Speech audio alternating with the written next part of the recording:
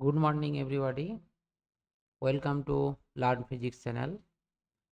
আজকে তোমাদের নিউটনের গতিসূত্র চ্যাপ্টারের নেক্সট এমসিকিউ গুলোর সলিউশন এবং হিন্টস দিয়ে দেব। এই এমসিকিউ গুলোর প্রত্যেকটি ধরে ধরে তোমরা কিন্তু প্র্যাকটিস করো। এইগুলো ইন ডিটেলস আমি তোমাদেরকে বলে দিচ্ছি কিভাবে হচ্ছে। এইগুলোকে তোমরা যদি ভালোভাবে প্র্যাকটিস করো তাহলে আমি নিশ্চিত পরীক্ষার সময় তোমাদের কোনো রকম সমস্যার মধ্যে পড়তে হবে না।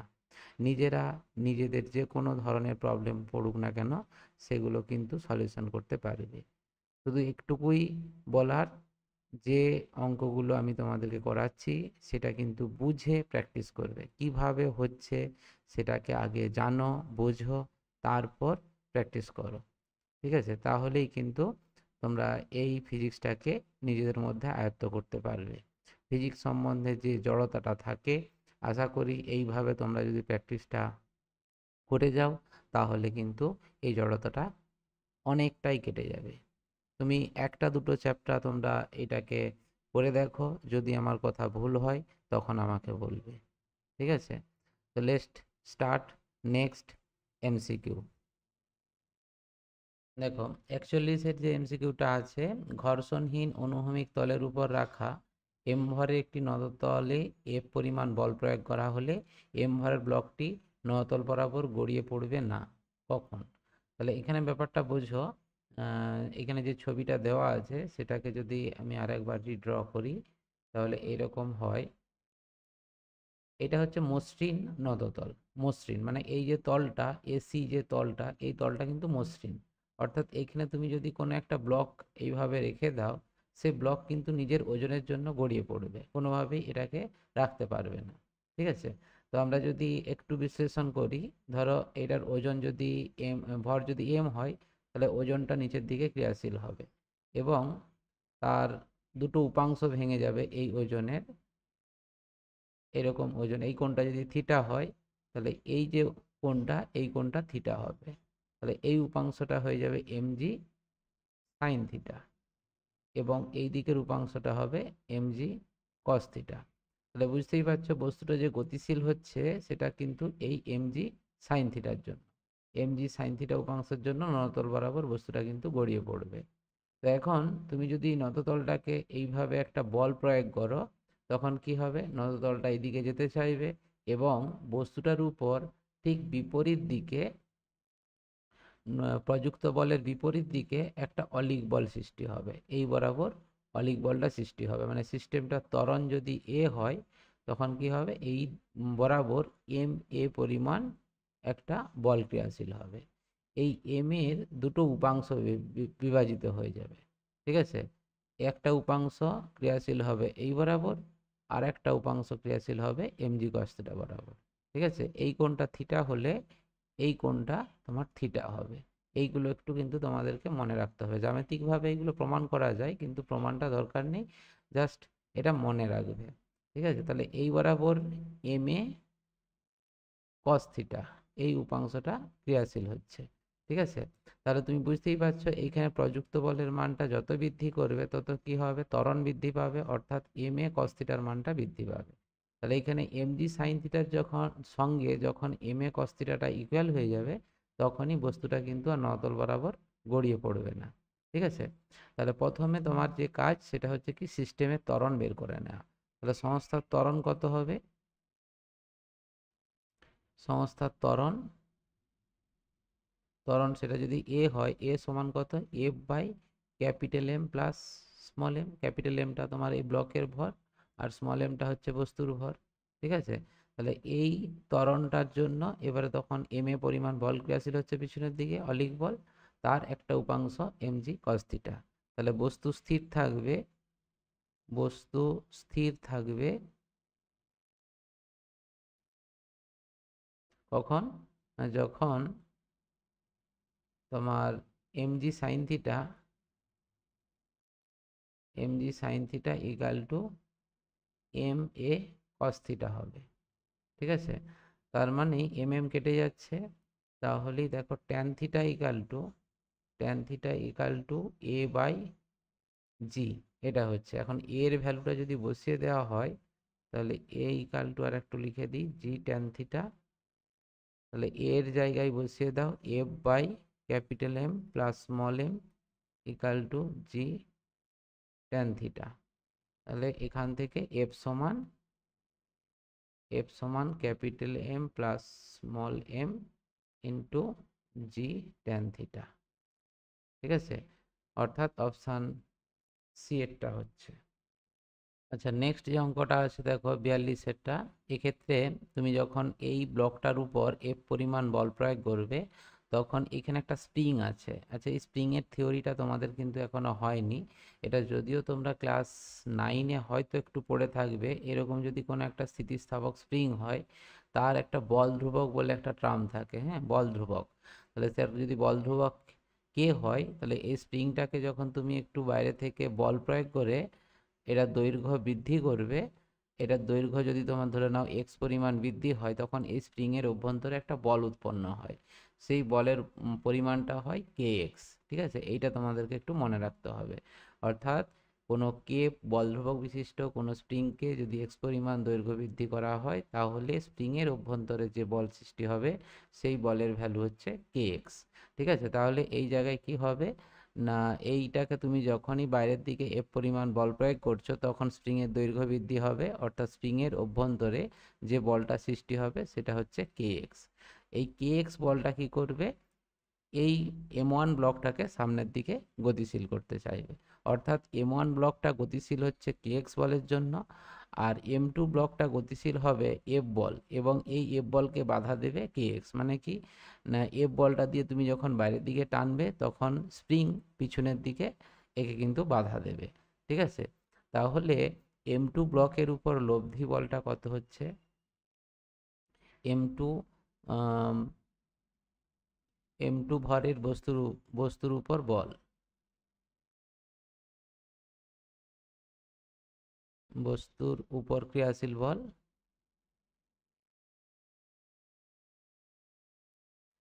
লব্ধি বলটা কত হবে,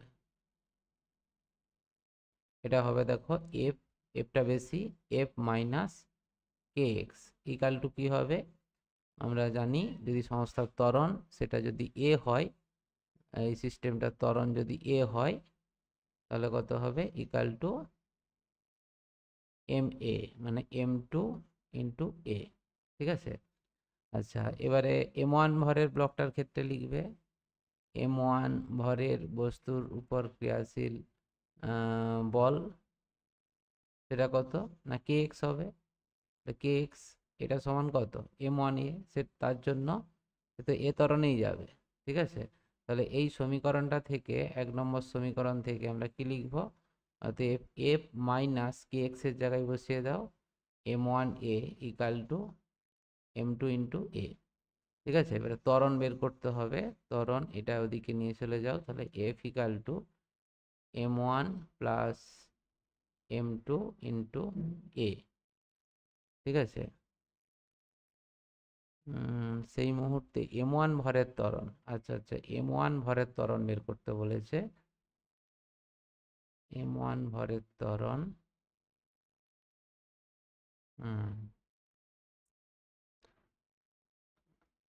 M1 ভরের ত্বরণ যদি বের করো তাহলে এইখানটা থেকে এ সমান বেরোবে, এটা থেকে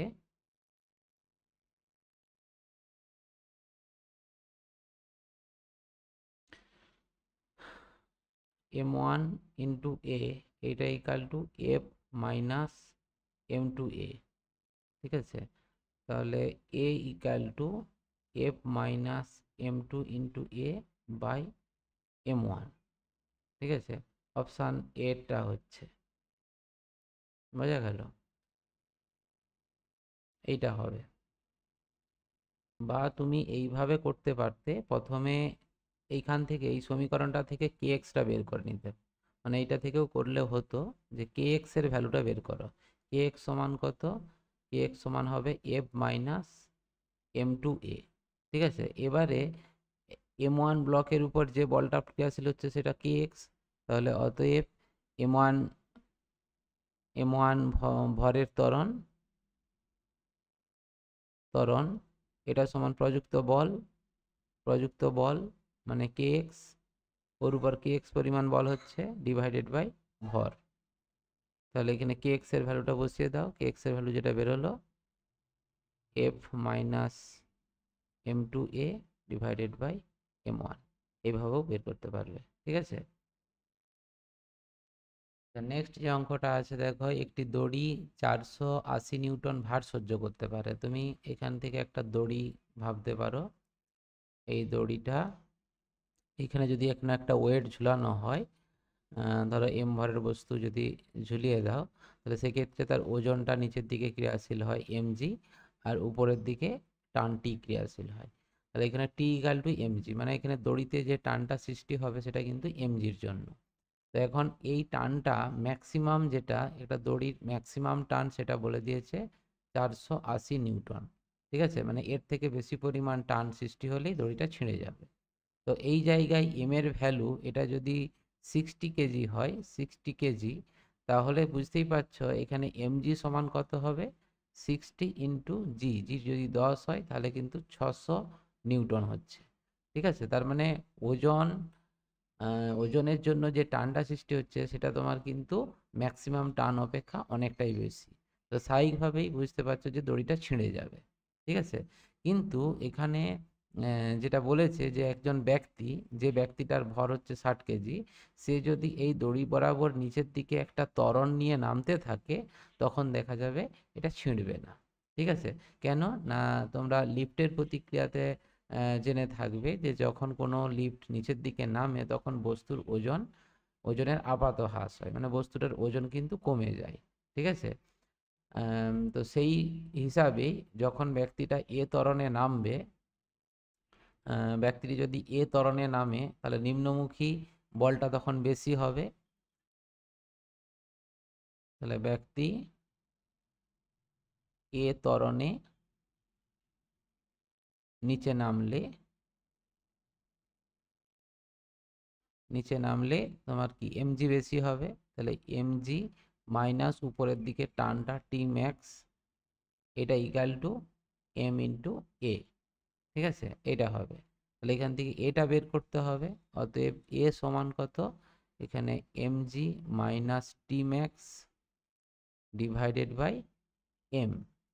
এবার এখানে m এর ভ্যালু mg সমান বললাম 600, মাইনাস টি ম্যাক্স হচ্ছে 480 ডিভাইডেড বাই m হচ্ছে 60, অর্থাৎ এটা তোমার 0.2, এটা 120 ডিভাইডেড বাই 60 মানে হচ্ছে 2 মিটার পার সেকেন্ড স্কোয়ার।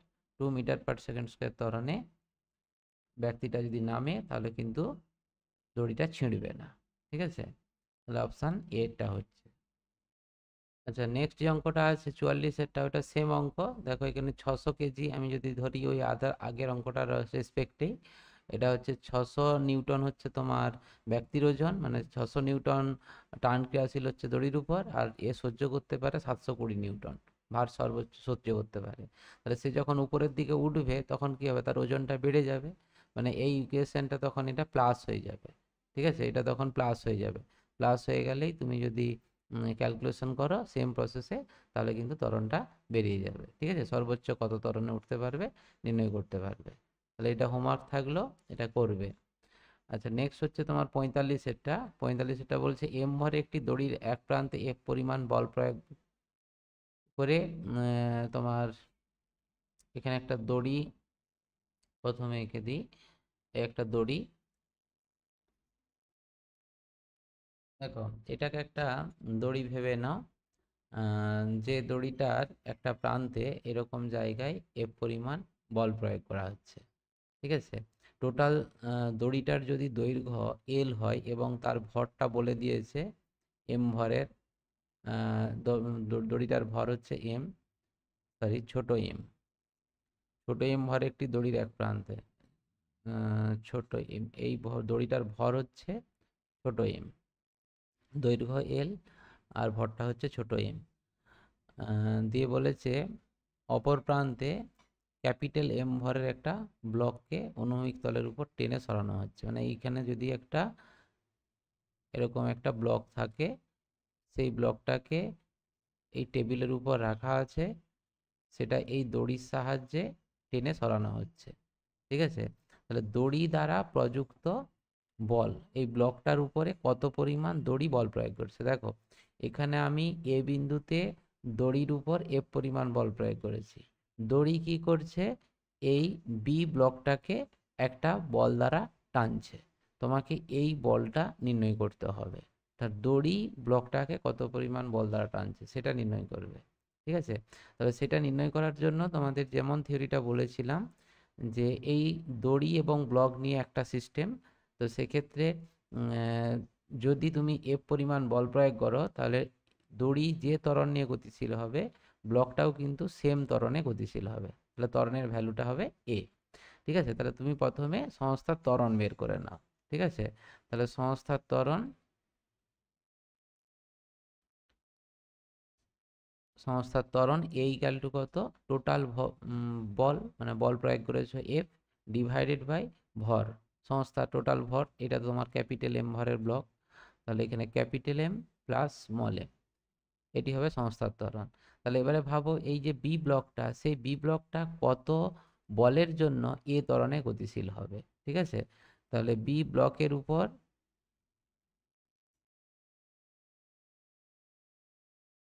দড়ি দ্বারা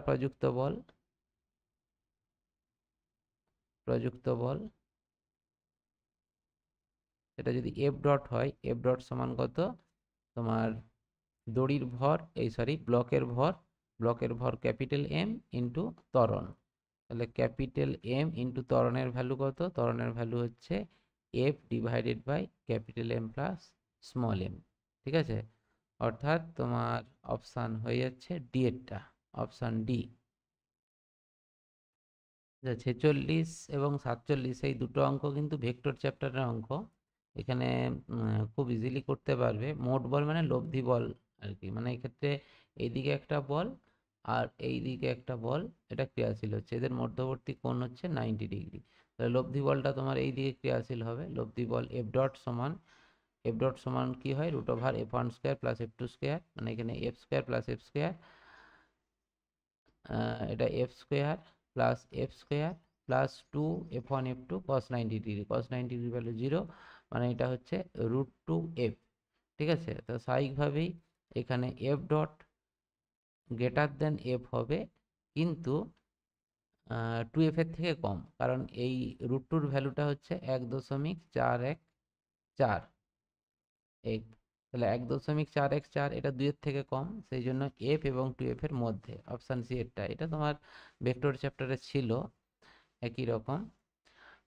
আর পরে 47-এরটা আছে যেটা, সেটাও তোমার ভেক্টর চ্যাপ্টারের অঙ্ক, এটা সেই লব্ধি নির্ণয় বলেছে, মধ্যবর্তী কোণ, মানে এইটাকে একটা ভেক্টর ভেবে নাও, এটাকে একটা ভেক্টর তুমি যদি পি ভাবো আর এটাকে যদি কিউ ভাবো, তাহলে বুঝতেই পারছো তার লব্ধিটা এইটা, তাহলে p² plus q² plus 2pq cos θ। ঠিক আছে, এটা ক্যালকুলেশন করলেই চলে আসবে, অর্থাৎ r² সমান p² মানে x প্লাস ওয়াই তার whole square plus Q square মানে x মাইনাস ওয়াই তার হোল স্কোয়ার প্লাস 2pq মানে এখানে x প্লাস ওয়াই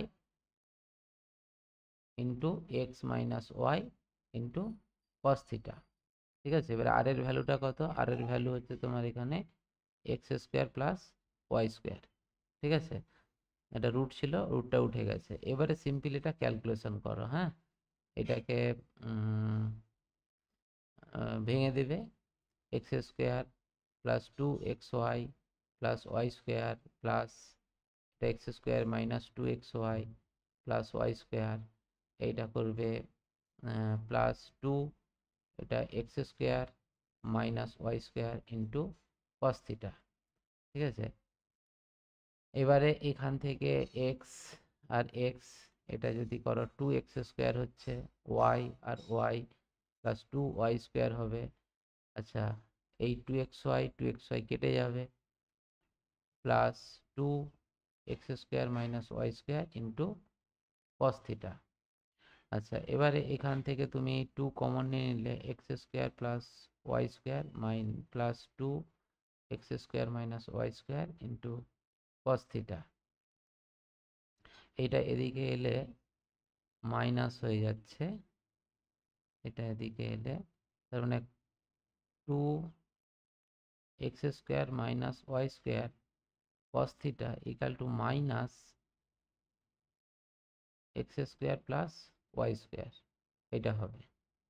তো এখান থেকে cos theta equal to minus x² plus y² divided by 2 into x² minus y²। ঠিক আছে, তাহলে থিটা সমান cos ইনভার্স, থিটা সমান এটা আসবে cos inverse minus x² plus y² divided by 2x² minus y²। ঠিক আছে, এটা হচ্ছে, তার মানে তোমার অপশান কোনটা মিলছে? অপশান এটা, অপশান এ। নেক্সট যে 48-এরটা আছে, একটি বালি ভর্তি ট্রাক ইউ সমবেগে একটি মসৃণ অনুভূমিক রাস্তার উপর দিয়ে চলছে। একটা বালি ভর্তি ট্রাক ইউ সমবেগে একটা মসৃণ অনুভূমিক রাস্তার উপর দিয়ে চলছে। যদি ট্রাকের নিচ থেকে ডেল্টা টি সময় ডেল্টা এম এর বালি পড়ে, তাহলে ইউ বেগ বজায় রাখার জন্য যে বলের প্রয়োজন। তাহলে বুঝতেই পারছো এটা পরিবর্তনশীল ভর। তাহলে এক্ষেত্রে আমরা তোমাদেরকে বলেছিলাম যে প্রযুক্ত বল এফ সমান, এখানে তোমার ইউ কনস্ট্যান্ট থাকবে, সেটা হবে ডিএম বাই ডিটি। ঠিক আছে, তার মানে এক্ষেত্রে তোমার ডেল্টা দিয়ে ফর্মুলাটা আছে, অর্থাৎ U into del M by del T, এইটা হচ্ছে। ঠিক আছে, আর এটা সেই এসেছিল কিভাবে, আমরা যেটা বলেছিলাম যে এফ সমান হচ্ছে ডিপি বাই ডিটি, মানে এখানে ডি বাই ডিটি, পি সমান হচ্ছে এম ভি, পি মানে ভরবেগ এম ভি, তাহলে একবার এম কনস্ট্যান্ট রাখবে ডিভি বাই ডিটি, আর একবার ভি কনস্ট্যান্ট থাকবে ডিএম বাই ডিটি, এইটা হয়। এবারে যেহেতু এক্ষেত্রে ভি কনস্ট্যান্ট, সেই জন্য এটা 0, তাহলে সেই জন্যই প্রযুক্ত বলটা এইটা হচ্ছে। ঠিক আছে, এবারে ডেল্টার টার্মে অপশান এইটা হচ্ছে, তাহলে এক্ষেত্রে তোমার অপশান এটা হচ্ছে, এ অপশান। দেখো আমি এখানে বইয়ের অপশানটা দেখলাম, এটা কিন্তু বিএডটা দেওয়া আছে, কিন্তু বিএডটা হবে না কোনোভাবে, হ্যাঁ, এটা কিন্তু অপশান এটাই হবে। এটা একটা সিম্পল ফর্মুলা, পরিবর্তনশীল ভরের জন্য যেটা হয়, এটা হচ্ছে ফর্মুলা, এই ফর্মুলা ধরেই করতে হয়। ঠিক আছে,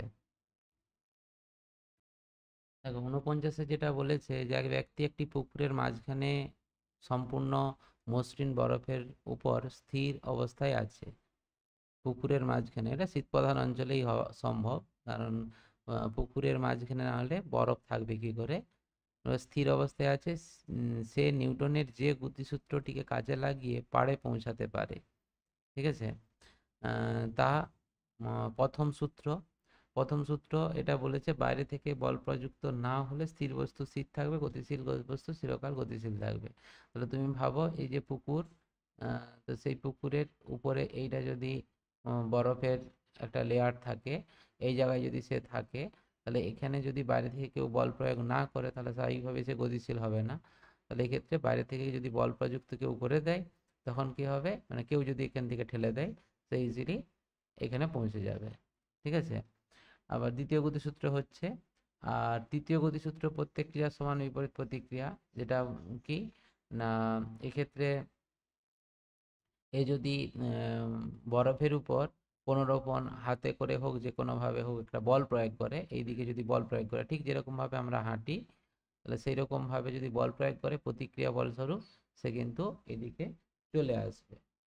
ঠিক আছে, আর এটা তোমরা পড়েছো নিশ্চয়ই, জানবে যে তৃতীয় গতিসূত্রটা হচ্ছে ভরবেগের সংরক্ষণ সূত্রর উপর প্রতিষ্ঠিত।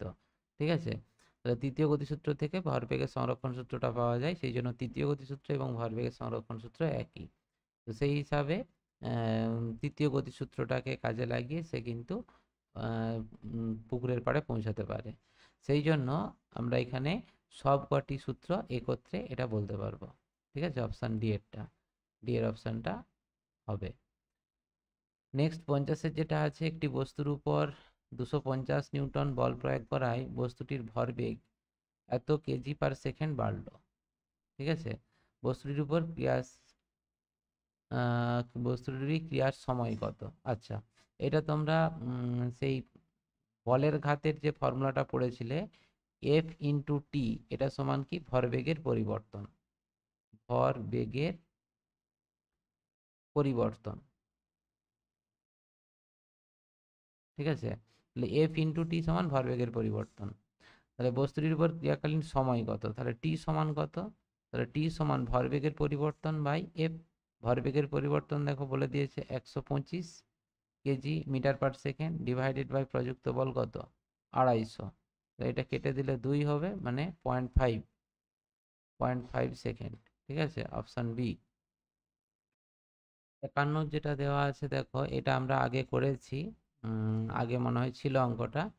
এটা এফ বল দেওয়া আছে, বস্তুটি এত ত্বরণ করলে ভর কত, জাস্ট এফ এর মড ভ্যালুটা বের করবে, এটা আমি হিন্টস দিয়ে দিচ্ছি, করবে মড ভ্যালুটা বের করবে, রুট ওভার 6 স্কোয়ার মানে 36, 8 স্কোয়ার মানে 64, প্লাস 10 স্কোয়ার মানে 100, ঠিক আছে, এটা রুট 200 হচ্ছে, ঠিক আছে, 10 রুট 2 হবে। তার এখানে ত্বরণ বলে দিয়েছে, ও তাহলে তো অপশন হয়েই গেল। তাহলে ভর সমান এম সমান হচ্ছে এফ বাই এ, ঠিক আছে, তাহলে 10 √2/1 সমান 10 √2, এটা কেজি হবে, অপশান তোমার এটা হয়েই গেল করা। আর এইখানে এই যে অঙ্কটা, এইটা তোমার কপি কলের অঙ্ক, এটা আগেও হয়েছিল, আমি জাস্ট হিন্টসটা দিয়ে দিচ্ছি। তাহলে এটা নিচের দিকে নামছে এ ত্বরণে, এটা উপরের দিকে উঠবে এ ত্বরণে। এর নিচের দিকে ক্রিয়াশীল হবে 6 ইন্টু জি, 6 ইন্টু জি জি, আর উপরের দিকে টি টান ক্রিয়াশীল হবে। তাহলে লব্ধি বলটা কত না টি বেশি আর 6 জিটা কম, তাহলে সেই জন্য এর ক্ষেত্রে তুমি লিখবে T minus 6 g equal to 6 into a. আর এর ক্ষেত্রে কি হবে, নিচের দিকে 10 ইন্টু জি, নিচের দিকে ক্রিয়াশীল হচ্ছে, উপরের দিকে টি ক্রিয়াশীল হচ্ছে, সেই জন্য 10 into G minus T equal to তোমার হচ্ছে 10 এ, ঠিক আছে। এই দুটো সমীকরণ তোমরা সমাধান করো, সমাধান করলেই সুতোর টানটা পেয়ে যাবে, ঠিক আছে। এক কাজ করবে, প্রথমে ত্বরণ বের করবে, ত্বরণ বের করে তারপর মানে প্রথমে 1 নম্বর আর 2 নম্বর সমীকরণ যোগ করে দিবে, যোগ করে দিতে পারো, বা যেটা করতে পারো সমাধান করে দিতে পারো, মানে উপরের ইকুয়েশনটাকে তুমি 10 দিয়ে গুণ করবে, আর নিচের ইকুয়েশনটাকে তুমি 6 দিয়ে গুণ করবে, 2 নম্বর ইকুয়েশনটাকে দিয়ে তুমি যদি বিয়োগ করে দাও, 1 বিযুক্ত 2 করে দাও, বা দুটোকে যদি সমান করে দাও, তাহলে কিন্তু টি একবারে চলে আসবে, ঠিক আছে। তাহলে অঙ্কটা করবে, এটা বলে রাখলাম। আচ্ছা, একটি গাড়ির ইঞ্জিন গাড়িতে এত ত্বরণ উৎপন্ন করে, যদি সমভরের আরেকটি গাড়িকে টানে তাহলে উৎপন্ন ত্বরণ কত হবে, ঠিক আছে। তাহলে প্রথমে ভেবে নাও, গাড়িটার ভর ছিল এম, গাড়িটার ভর এম ভরের একটা গাড়ি ছিল, তাকে তুমি একটা এফ পরিমাণ বল প্রয়োগ করে যে ত্বরণটা সৃষ্টি করলে, সেই ত্বরণ এ সমান কত এফ বাই এম, ঠিক আছে, গাড়ির ভর যদি এম হয়। হুম, সেই এর ভ্যালুটা দেওয়া আছে, তাহলে এফ ইকাল টু কত 4 ইন্টু এম, ফোরটা কত ত্বরণ বলে দিয়েছে, ঠিক আছে। তো এখন সেম বল, একই বল, যদি গাড়িটি যদি সমভরের আরেকটি গাড়িকে টানে তাহলে উৎপন্ন ত্বরণ কত হতো, ত্বরণ কত, ধরো এই একই পরিমাণ বল প্রয়োগ করছে, এইখানে আরেকটা গাড়িকে এইভাবে সে টেনে নিয়ে যাচ্ছে, ঠিক আছে, মানে সেম ভর কিন্তু প্রযুক্ত করছে গাড়ি, তাহলে তখন সিস্টেমটার ত্বরণ কত হবে, তাহলে বুঝতেই পারছো, সেক্ষেত্রে ত্বরণ এ ডট সমান বল ডিভাইডেড বাই ভর, ভরটা কত, দুটো ভর সেম, তাহলে 2m হবে, ঠিক আছে। অর্থাৎ এখানে এফ এর ভ্যালুটা যদি বসিয়ে দিই 4m ডিভাইডেড বাই 2m, অর্থাৎ 2 মিটার পার সেকেন্ড স্কোয়ার, ঠিক আছে, অপশান সি এরটা। আচ্ছা, 54টা যেটা বলেছে, যে বলগুলি একই বিন্দুতে ক্রিয়া করে কিন্তু যাদের ক্রিয়ারেখা এক সমতলে থাকে না, তাহলে একটা তলে থাকে না মানে একবারে চোখ বন্ধ করে অসমতলীয় সমবিন্দু ভেক্টর, এটাই হবে আর। আচ্ছা, এর পরের যে কোশ্চেনটা আছে 55টা, এটা দেখো খুব একটা ইন্টারেস্টিং এবং ইম্পর্টেন্টও, কারণ এই কনসেপ্টটা নতুন পড়বে। তো ধরো এরকম একটা কোনো দেওয়াল, এটা যদি কোনো দেওয়াল হয়, তাহলে এক্ষেত্রে একটা দণ্ড এরকম ভাবে রাখা আছে, এই দণ্ড থেকে একটা সুতো ঝুলছে, আর সেই সুতোটাকে আর একটা সুতোর মাধ্যমে যুক্ত করে এই জায়গায় একটা বস্তুকে ঝুলিয়ে দিয়েছে। ঠিক আছে, এই হচ্ছে ডায়াগ্রাম। ঠিক আছে, তাহলে এই কোণটা হচ্ছে তোমার 45 ডিগ্রি, আর এইটা তোমার একদম 90 ডিগ্রিতে আছে। ঠিক আছে, তাহলে এই দিকে একটা টান ক্রিয়াশীল হচ্ছে, সেই টানটা টি ডট বলে দিয়েছে, আর এই দিকে একটা টান ক্রিয়াশীল হচ্ছে, সেটা হচ্ছে টি। এইখানে যে ব্লকটা ঝুলছে তার ওজন 100, অর্থাৎ এমজি, এটা হবে এমজি। ঠিক আছে, তাহলে এম ইকাল টু 100। তাহলে এবারে ভাবতে হবে এখানে যে এই যে টানটা তোমার 45 ডিগ্রি কোণে ক্রিয়াশীল, এই টানের দুটো উপাংশ বিভাজন হবে, এই দিকে একটা আর এই বরাবর একটা। তাহলে উপাংশ বিভাজনের ইম্পর্টেন্সটা বুঝতে পারছো, প্রত্যেকটা মুহূর্তে কেমনভাবে কাজে লাগছে। সেই জন্য উপাংশ বিভাজনটা জানা কিন্তু খুবই গুরুত্বপূর্ণ। তাহলে এই কোণটা হবে 45 ডিগ্রি একান্তর কোণ হিসাবে। তাহলে এই উপাংশটা হয়ে যাবে টি কস 45 ডিগ্রি, এবং উপরের উপাংশটা হবে টি সাইন 45 ডিগ্রি। তাহলে টি সাইন 45 ডিগ্রি এমজিকে প্রশমিত করবে, এবং টি কস থিটা টি ডটকে প্রশমিত করবে সাম্যাবস্থায়। তাহলে বলেছে বি সুতোই টান কত। বি সুতোটা হচ্ছে এইটা, এইটা হচ্ছে বি সুতো আর এটা হচ্ছে এ সুতো। তাহলে বি সুতোতে টান হচ্ছে টি ডট, টি ডট সমান টি কস 45 ডিগ্রি, মানে টি বাই √2। কিন্তু তোমাকে জানতে হবে টিটা আগে। তাহলে টি কি করে জানবো? তাহলে তার জন্য T sine theta sine 45 degree equal to mg. হ্যাঁ, টি সাইন 45 ডিগ্রি এটা ইকাল টু এমজি। এমটা হচ্ছে 100 ইন্টু জি, জি জির ফর্মেই আছে। তার মানে টি ইকাল টু হয়ে যাচ্ছে দেখো 100√2 ইন্টু জি। তাহলে এখানে যদি ভ্যালুটা বসিয়ে দেওয়া হয়, তাহলে 100√2 ইন্টু জি বাই √2। ঠিক আছে, √2 কেটে গেলে এটা হয়ে যাচ্ছে 100 জি, 100 জি নিউটন, অপশান এটা। 56 যে কোশ্চেনটা আছে, এখানে 1 কেজি ভরের একটি বস্তু 2 সেকেন্ডে এত থেকে এত হলে প্রযুক্ত বল কত। খুব ইজি অঙ্ক এটা। তোমার F equal to M A, এই ফর্মুলা থেকে হবে। এটা এম এর জায়গায় তুমি লিখবে v minus u by t, বাস ভ্যালু বস করে দিবে, তাহলেই এখানে কিন্তু বেরিয়ে যাবে। এটা আর করছি না, এটা করবে। 57 যে অঙ্কটা আছে, 1 কেজি হারে একটি জ্বালানি দহন হচ্ছে, 1 কেজি হারে, কেজি পার সেকেন্ড, মানে ডিএম বাই ডিটি, এটা সমান দিয়ে দিয়েছে 1। দহনজাত গ্যাস রকেট থেকে তোমার যে বেগে গ্যাসটা নির্গত হচ্ছে সেটা হচ্ছে ইউ, ইউ সমান হচ্ছে 60, এটা কিমি পার সেকেন্ড। ঠিক আছে, তাহলে কিমি পার সেকেন্ডটাকে এটা কনভার্ট করতে হবে মিটার পার সেকেন্ডে, 60,000 হচ্ছে আর কি মিটার পার সেকেন্ড। তাহলে বুঝতেই পারছো প্রযুক্ত বল এফ সমান u into d m by dt. তাহলে ইউ এর ভ্যালু এটা তুমি 60,000 বসিয়ে দিলে, into dm by dt, dm by ডিটিটা হচ্ছে 1, তার মানে 60,000 নিউটন। ঠিক আছে, 60,000 নিউটন, অপশান ডি এরটা, ডি এর অপশানটা হচ্ছে। নেক্সট 58টা যেটা বলেছে, একটি মসৃণ তলের উপর দিয়ে 2 কেজি ভরের একটি বস্তু 8 মিটার পার সেকেন্ড বেগে চলছে, বল প্রয়োগ করে বস্তুটি 4 সেকেন্ডে স্থির হলো, প্রযুক্ত বল কত। একের অঙ্কটার মতোই, এখানে যেমন অন্তিম বেগটা তোমার বলে দিয়েছিল 30, এখানে অন্তিম বেগটা 0 হবে। ঠিক আছে, তাহলে একই formula, F equal to M a, এখানে এম এটা হবে u minus v, u minus v মানে অন্তিম বেগটা, মানে এখানে মন্দন হচ্ছে, ইউ মাইনাস ভি হবে বাই টি। প্রত্যেকটার মান বসিয়ে দাও।